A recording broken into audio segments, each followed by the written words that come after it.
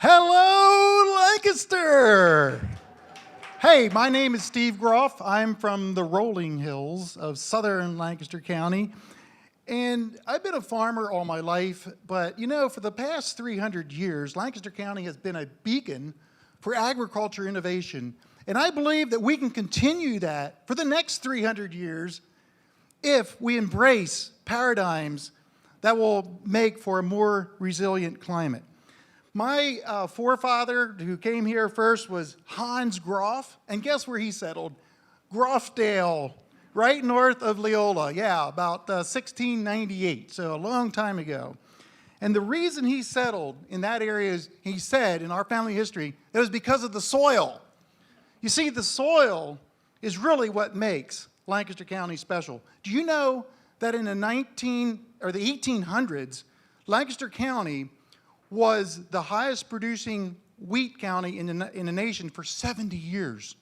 Do you know that currently Lancaster County is the #1 non-irrigated county in the nation for gross agriculture revenue, over $1 billion annually? Do you also know that Lancaster County has the dubious distinction of being the worst polluter of the Chesapeake Bay? So, since my ancestor Hans Groff came here, over 300 years ago, we've lost half of our topsoil into the streams and rivers and the Chesapeake Bay. We can do better.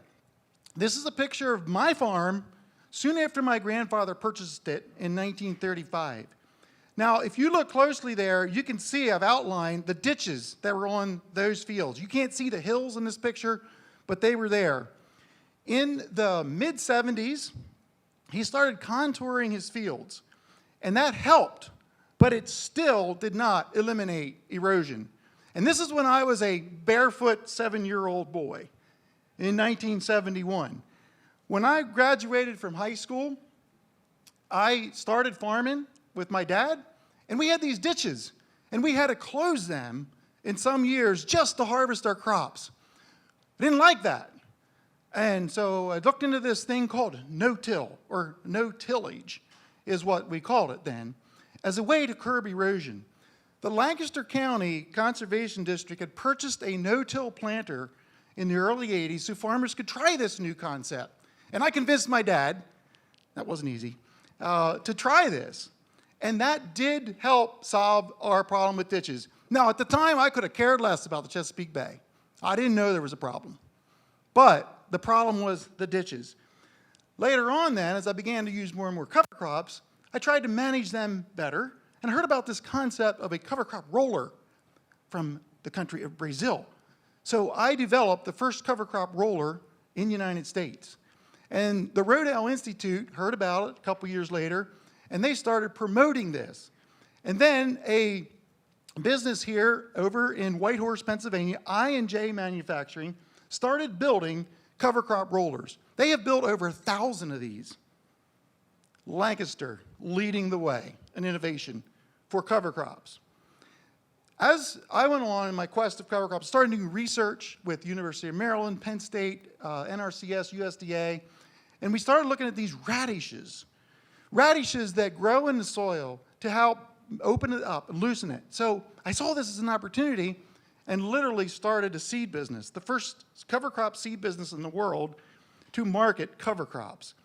And it took me all over the world. Literally, I was in almost all the states in the US, province of Canada. I've spoken in 13 different countries.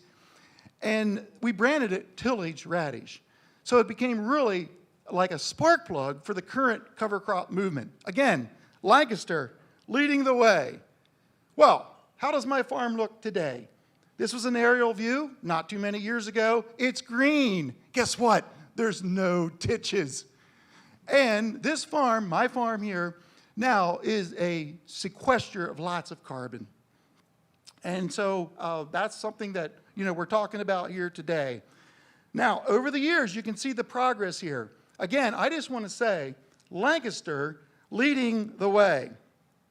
And just what is about the rest of the county? A couple years ago, I hired a pilot, flew to the county. This is a picture here just east of where my ancestor Hans Groff, just east of Leola, and you can see how green the fields are. Now that's good. Currently, Lancaster County is doing a pretty good job, 70% cover crop, 70% no-till. But there's a lot of animals in those barns in that picture right there. Animals make manure. So we have a lot of these nutrients we have to deal with.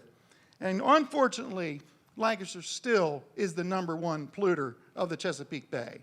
We need to reduce our nitrogen levels by 60 pounds each year on farms. I believe that's achievable. I really do, but it's going to take some educational efforts to do that. About CO2. Do you know how CO2 functions in the context of agriculture?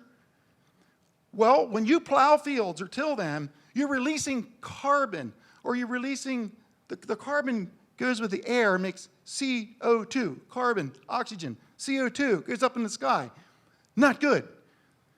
So when you see a bare field the next time, that field there's CO2 escaping from it. We don't want to do that. We want this. We want our fields to be carbon sinks. This is a picture of my fields. Taking in CO2. Plants need CO2. CO2 is a good thing. We need it. But we need to manage it correctly. And so growing plants year-round on my farm is very important to do that. And this is just a graphic of that. This is just a quick little video here. You can see how it looks in the springtime, where the cover crops are growing. And then we come right back in with our cover crop roller that showed before to roll it down and manage it and control it. And then we have started planting CBD hemp. You might have heard about that. This is the first no-till transplanted CBD hemp, to my knowledge, in the world. And hemp is a great thing to sequester carbon. It's a great plant to be able to do that. So this is something that I've been working with, but not only that, there's a bonus here. This system I'm talking about has created a more healthier food product. And we are now working with Hershey Medical Center with some of the hemp CBD oil that I've grown, and it has been shown to suppress and kill some cancer cells. So little did I realize, many years ago, that what started out to fill some pesky ditches has ended up to doing cancer research with Hershey Medical Center. So my challenge tonight, where will we be in the next 300 years? And I still think it has to do with the soil. It all starts here. I just want to say that we need to better understand how the soil was designed to function. We need to better understand how the planet was designed to function, and we need to better understand how the climate was designed to function. So would you join with me in this commitment to change the world, starting here in Lancaster County, so that we can have a more resilient soil, a more resilient planet, and a more resilient climate? Thank you very much.